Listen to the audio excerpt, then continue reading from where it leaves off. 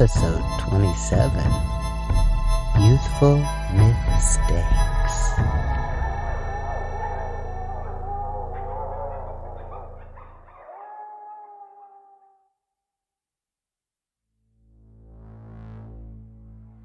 Hello, and welcome to Care and Feeding of Werewolves, a podcast addressing issues and current events in the paranormal community. I'm your host, Hazel Thornton. Today's letter asks, is using body parts like a hand of glory morally acceptable if they were donated? What about hygiene? Okay, well, since a hand of glory is made from the hand of a criminal who was hanged, a method of execution that's fallen out of favor in the 21st century, I'd say fill your boots, since it's not likely to even happen.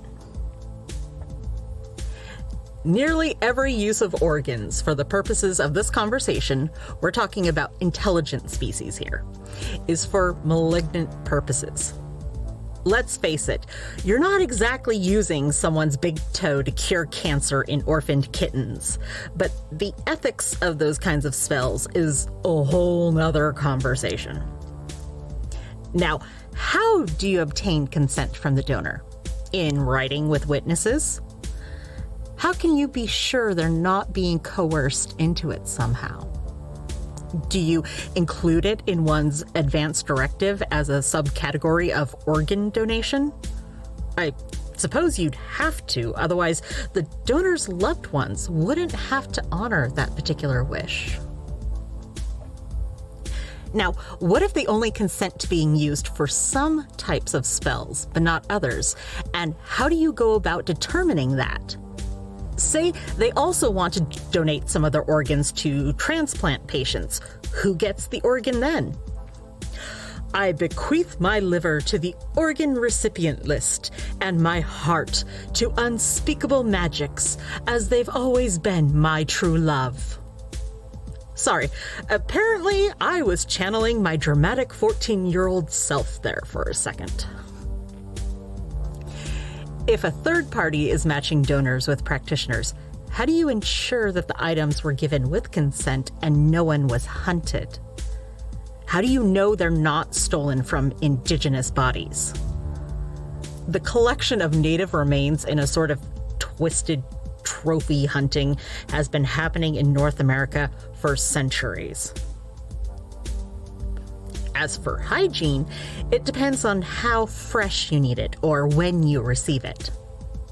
The rule of thumb is, if it's wet and not yours, don't touch it without PPE. So if it's wet fresh, which is a phrase I never thought I would have to say in my life, keep it sealed up and on ice to delay decomposition, and definitely use gloves. Be sure to sterilize your equipment afterwards. Dried items, though, are generally fine to handle. For the record, I'm applying the same logic as preparing organs for transplant and preserved specimens here. I know absolutely nothing about trafficking organs for spell components, nor do I want to. Please, please don't at me. Ugh. Now I really feel like I need a shower. Today, my hazelnuts, we have a very special guest. Yay! And whenever I use that phrase, I feel like I've wandered onto the wrong podcast. Or you're a pod person. Technically, all podcasters are pod people. Why did I agree to this again? Because you love me. Speaking of love, today's guest is Kvothe. Yeah, I'm gonna take it from here before you inflict any more puns. What Hazel here is trying to get is I'm what's called a concubus. Incubi and succubi aren't genders within a species. Both words come from Latin. Incubus roughly means to lie on top of, and succubus to lie under. Thanks to a lot of heteronormative nonsense from humans, we're left with a binary perception from outsiders. But really, we can assume whatever physical form we want, which makes our sex fluid. I deserve a gold star for not jumping on the obvious pun there. As we all know, sex and gender are not the same. You, for example, tend towards the masculine end of the gender spectrum, even though your body is theoretically capable of bearing children, which is typically a biologically female trait in most species with live births. Shapeshifting is a defense mechanism that helps protect us from those who'd like to hunt us. That's something most people don't think of, especially those of us who are anthropomorphic in terms of appearance and culture. Concubi are thought of as sex demons and are, therefore, the predators. Do you know how many sea chasers there are on OkCryptid? I mean, it's fine if you're just looking to eat and not a relationship, but there are a lot of people out there who don't care about who we are, but what we are. Aleister Crowley started the latest craze of keeping concubi and other sex phages as slaves, but there have been others throughout history. Yeah, it's a fetish. Just because we can fulfill most fantasies doesn't mean we necessarily want to. I mean, there are asexual concubi, just like there are in every other race. I'm going to ask the obvious question here. If concubi are obligate sexual whores, how would an asexual concubus, a bus, if you will, meet their dietary needs? One more pun, and I'm spreading Legos all over your bedroom floor. Kinky. Humans, especially here in North America, are incredibly obsessed with sex, which means there's lots of places to feed on the ambient vibe and not on any one person. Hookup clubs are popular for a quick bite. Pop in for a drink, maybe some dancing. There are ones who work in sex shops or even sex work, like pro-doms. I know one who runs a strip club and another who MCs burlesque shows. The ethics in ambient feeding don't impact anyone, and consent's already implied by simply attending such places. Exactly. But not all concubi choose careers that serve their dietary requirements. Hardly. There's something people always want to know, so I'm going to get it out of the way first. How do we balance relationships with a career outside of sex work without overfeeding on our partner? The short answer, polyamory. Ethical non-monogamy, where all parties can discuss boundaries and consent. It makes sense since few people expect vampires to only feed on their romantic partner, as that would be detrimental to the health of both. So why should a concubus? And asking a concubus that question assumes monogamy as the default and is really invasive, which is weird coming from within the paranormal community, if you think about it. Tell me about it. We're going to take a quick break, and when we come back, we'll be discussing ethics and morals with Kvothe.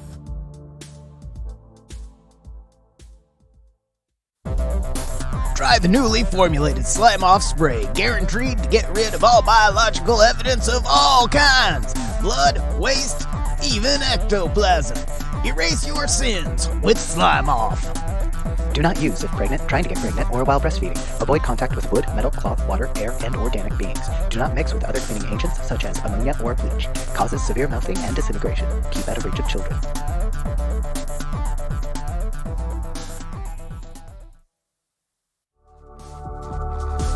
Tired of meeting slime balls when you're looking for a gelatinous cube? OkCryptid is the only dating app that matches users by environmental, circadian, temporal, and planar compatibility. There's even a monster dash option for hemo and sexual phages just looking for a bite from the comfort of your own swamp. Find the light to your Mothman with OkCryptid.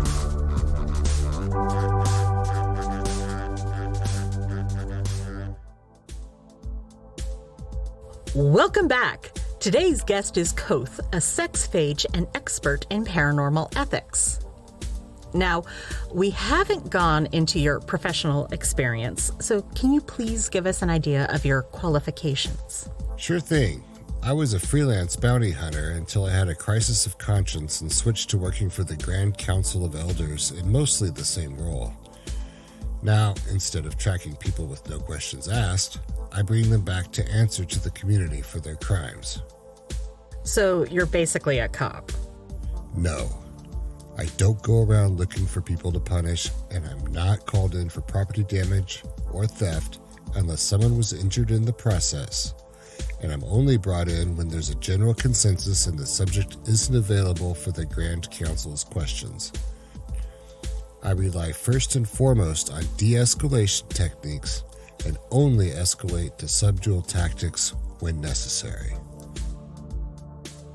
For those unfamiliar with our regional structure, each group within a significant presence has its own governing body. For example, there's the Conclave of Elders to oversee matters involving witches. Those who sell magical services are members of Goop, the Guild of Occult Practitioners. The vampires have a complex hierarchy that uses titles of nobility. I can't ever pay attention. It puts me to sleep. Each of these factions have a representative on the Grand Council of Elders to handle interracial issues or things that affect the whole community. And the number one rule that we all have to follow is don't do anything that attracts the attention of humans. That's right. If not only for our safety, but it's also a question of ethics, since humans don't have any protections against magic or supernatural abilities. Technically, they do, since guns work just as well on you and me, but that comes back round to our safety, since so many Americans are trigger happy. They'll shoot someone for looking different from them, or a stranger turning around in their driveway. If we weren't hidden, we'd become another target for that fear. That's why any actions against a human are carefully scrutinized before judgment is made. Was it self-defense or something else? While the human statement normally can't be taken, there are other methods to determine what happened. If I were trying to, say, cheat at a game of cards by reading a human's mind, Oh, for crying out loud. what's the harm in that? Even if I were suspected, there are plenty of humans who effectively can do the same through reading body language or using sleight of hand. True, there'd be little risk in being found out, but you'd still be violating someone's mind. If I fed from a human without revealing myself, would they still consent if they knew I was a concubus? Some people see no harm, no foul if the other person's ignorant. Which is where our respective leaders come in. I don't know about concubi, but I'd probably get hauled up in front of the witches' conclave if I was caught treating human brains like my own personal playground. Our minds are the core of who we are, and any violation of that is just that, a violation. Yeah, feeding without informed consent is generally not allowed.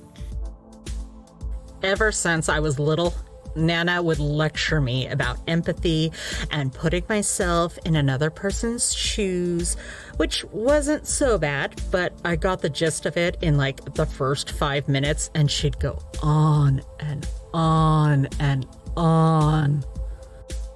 My folks were kind of the same way, starting with the importance of consent for things like hugs when I was pint-sized, and then building onto it from there as I got older, because our dietary requirements don't kick in until we're an adult. I did curse a couple of kids when I was younger.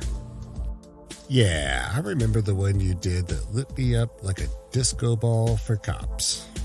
You deserved it for cursing my shampoo right before prom. You knew that concubi can't always control our forms when we're young. It was fun trying to explain why I didn't look like my photo ID at the time. Hey, I was there too. I did my best with an illusion. I looked like an uncanny valley nightmare. The look on the cop's face, he was like, Am I losing my mind? I should have left you on the side of the road. My only regret was ignorantly putting you at risk by making you a target for cops. I might forgive you if carrot cake was involved. You can't keep using that to get me to make you carrot cake. Oh, yes, he can.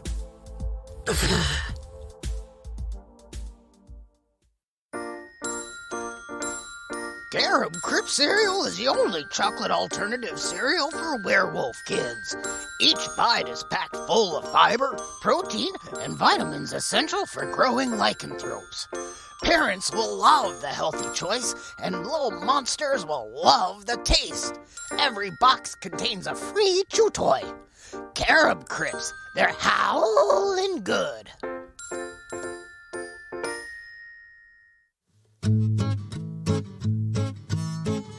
This is the perfect spot for our gender reveal party. Sure is. Good thing I got the Fireworks Party Pack 3000 so everybody for miles around will know what equipment you got cooking in your oven. Oh, it smells like diesel and dead skunk. Smells like the time I ate pickled eggs and burritos. Oh! Let's find somewhere else.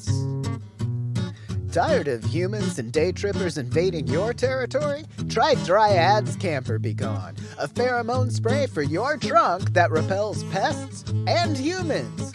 Our special formulation quickly dissipates, absorbing the odors of intruders, leaving you with the fresh scent of your home or lair.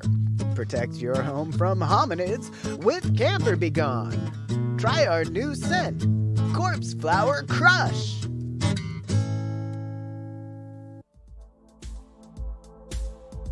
Okay, where were we? Childhood trauma from curses used as pranks? Right.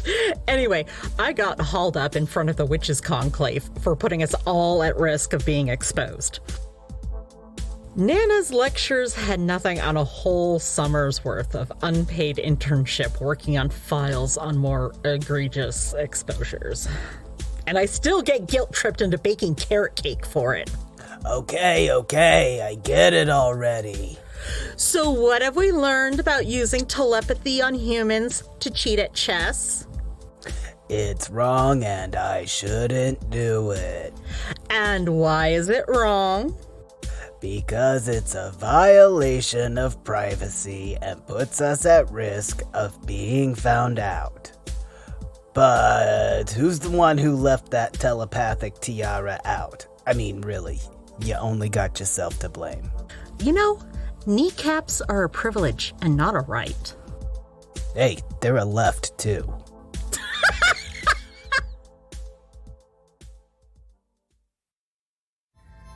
Thank you for listening.